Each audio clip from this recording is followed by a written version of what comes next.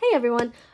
Like I said, in the past few videos, if I have them uploaded by the time this one is uploaded, um, I'm starting my semester back at grad school. It's my first and only year because I'm doing a 1-year degree, but I'm trying to get ahead while I have free time to make sure I record videos so that if I do get behind in like school and working on internship and doing all that stuff, I will have videos to post.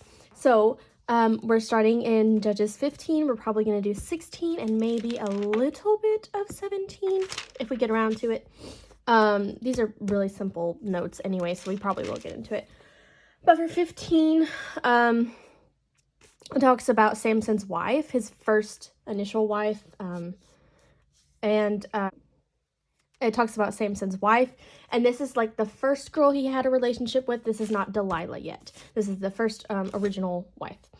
But I just said there is more information about this woman in Judges 14 because Judges 14 is when we're introduced to her, and then this is where the story goes even further.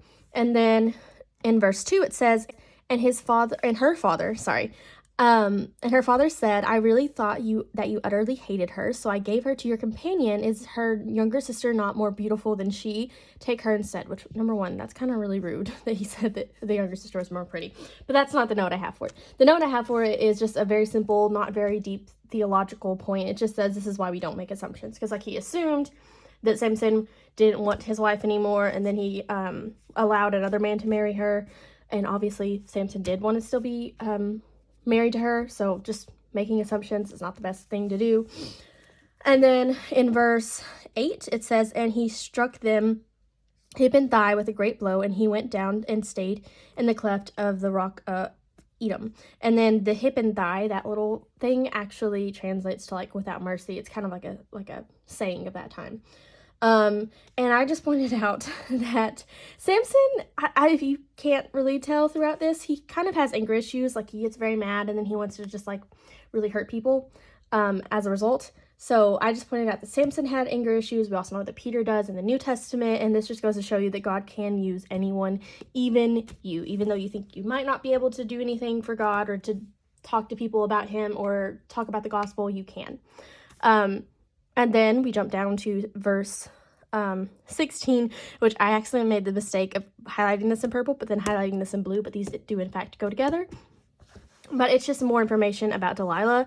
So when I see a character that I really want to study out more, I just write out literally everything the Bible says about them in the side so I can kind of see it all here. So Delilah was from the Valley of Sorek.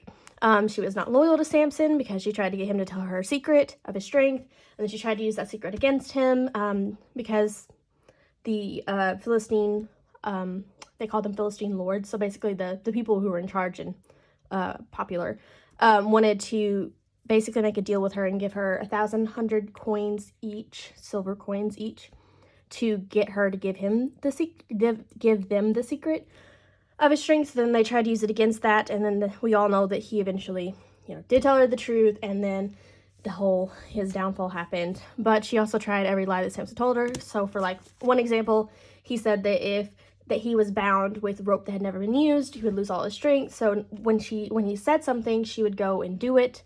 And then I just said at the bottom that she's a reminder that it really matters who you date / marry, because you don't really want to get married to someone who will want to figure out your secrets and then use them against you, because that's very not healthy at all. And then verse 17 of the same chapter, it says, for I have been a Nazarite to God from my mother's womb. If my head is shaved, then my strength will leave me, and I shall become weak like any other man. So I just wrote out that Numbers 6, 1 through 21 gives more information about a Nazarite vow and what it is. And then verse 18, it says, when Delilah saw that he hath told him all his heart, and like I said earlier, not a very deep theological point here, but just the idea that like people can tell when you're being genuine, and I think that's just a good reminder sometimes that people can tell when you're telling the truth and when you're actually meaning the words that you say. And then we jump down to verse 20, and it says, but he did not know that the Lord left him. And I made a post about this on Instagram. This is probably going to be its own video, so I'm not going to get into that because it's a lot. So like I did a whole lesson over it, and it is a lot of information. I barely hit the word count, the word limit that Instagram had. So that'll be a whole different video. But basically, it's just talking about compromise and how compromise can lead you to do things that you didn't think you'd ever end up doing, or paths that you never thought you would be in. So, and then we go into chapter 17. And it's a very well, I say interesting. It's not like a good story because, you know, they do bad things in the story. But I've read Judges probably like 4 or 5 times now, maybe even 6. But I've never really thought about this story that much. It just kind of was one I read, but then I never really put a lot of more thought into.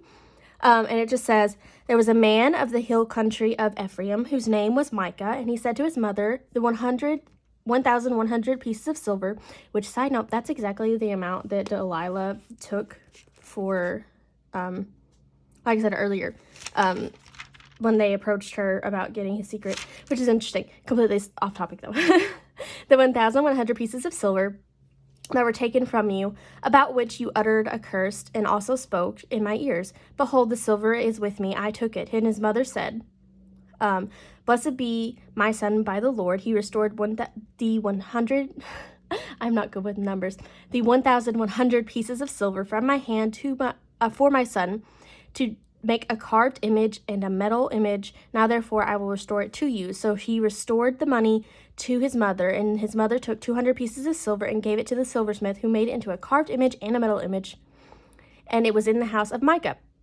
And the man Micah had a shrine, and he made an ephod and household gods, and ordained one of his sons, who became his priest. In those days there was no king in Israel, and everyone did what was right in their own eyes. So it was just that one line has like so much lesson potential, because, you know, we really shouldn't do what's right in our own eyes. We should really follow after what is right according to God. But I just did kind of a breakdown on Micah's mother. She's from Mount Ephraim, or Ephraim somehow. I don't really know how to pronounce it, so I just say Ephraim.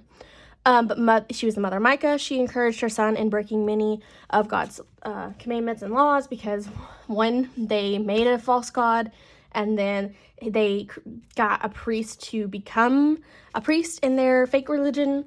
And so she encouraged him to do a lot of not so good things. And then in verse 13, it says, then Micah said, now I know that the Lord will prosper me, because I have a Levite as a priest. And so my thing is that I wrote out that just because someone is backing you, and it could be someone with like a lot of followers, it could be someone who is well known in your church or your organization or whatever it is, someone who has like the last name, and it doesn't matter if they're backing you, because it doesn't make you correct.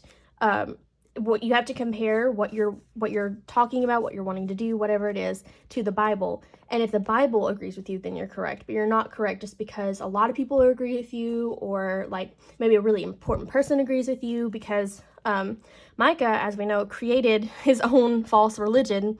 And then a Levite, he got to be his priest as a Levite. And so he was like, oh, well, now that I have a Levite, I know that this is a good thing. I know that the Lord will prosper me because I have a Levite as my priest. But that still doesn't change the fact that he has like a false god and a false religion. So it's just the idea that like, just because someone is backing you up, even if it's someone who's important or knows a lot of things, is very knowledgeable, if it doesn't agree with what God says, then it doesn't correlate. Like, you know. But Matthew Henry had something in his, I think it was Matthew Henry, had something in his commentary that I really, really liked, because he said, the love of money made Micah so undutiful to his mother as to rob her, and make her so unkind to her son as to curse him. Outward losses drive good people to their prayers, but bad people to their curses. This woman's silver was her god before it was made into a graven image or as a molten image. Micah and his mother agreed to turn their money into a god and set up idol worship in their family. But I think that was just an amazing way of summarizing this, because when I'm really bad at summarizing, so this was just like perfect. I think it explained it very, very well. But they made their own god, and then they tried to like justify the fact that they had their own god and their own religion because they had a Levite as a priest, which doesn't make it justified. But anyway, we'll probably get into more of Judges, unless I just feel like.